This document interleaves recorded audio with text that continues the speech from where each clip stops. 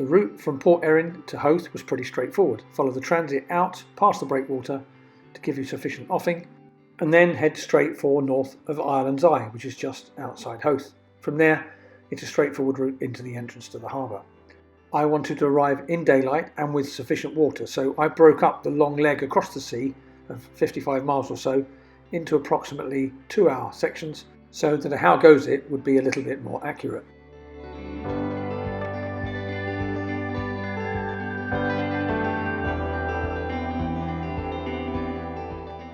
So here we are sailing on a starboard 130, starboard 140 wind, and this is a good opportunity to just talk about autopilot modes. Whenever I'm running downwind like this, particularly when there's a bit of swell, I tend not to use wind hold. Wind hold's great when you're sailing upwind, but I've always found that if you're downwind, the boat tends to roll around a bit more. And as you can see, if we zoom in here, the Windex moves because of its own inertia. So as the mast moves around with the swell, the apparent wind direction changes all the time. And you can see here the autopilot Windex is the little one on the right of the mast, but you can see the change in direction all the time. That translates into the autopilot trying to change the direction the boat's pointing in. So it makes for a really, really uncomfortable sail. But in heading mode, it's just a bit more stable and holds the boat in the direction you want to go. What do you do? I'm intrigued as to whether you find this useful or whether you prefer to use wind hold.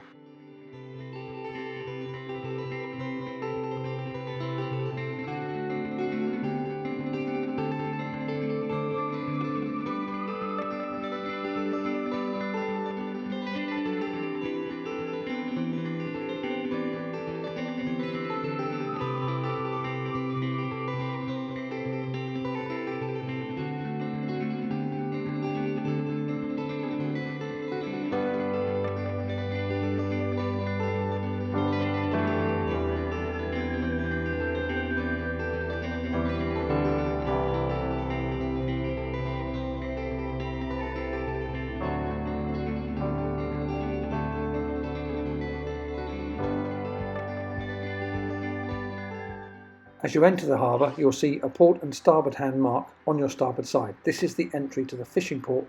Pleasure vessels are not allowed in there. What you need to do is carry straight ahead, keeping to the port side of the channel because fishing boats will tend to appear out of the entry to the fishing port.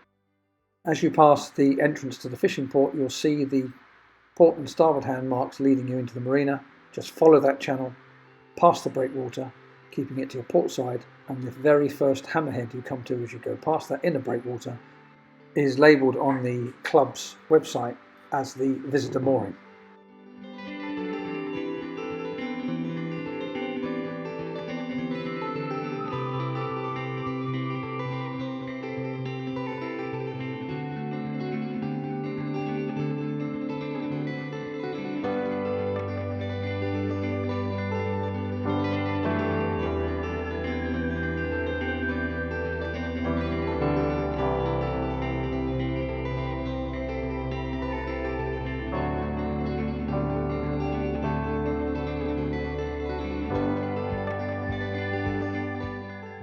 The east coast of Ireland appears to be very well patrolled by customs, and a very friendly but thorough team did visit the boat. It's the first time it's ever happened to us, but they seemed happy once they'd seen how VAT was paid.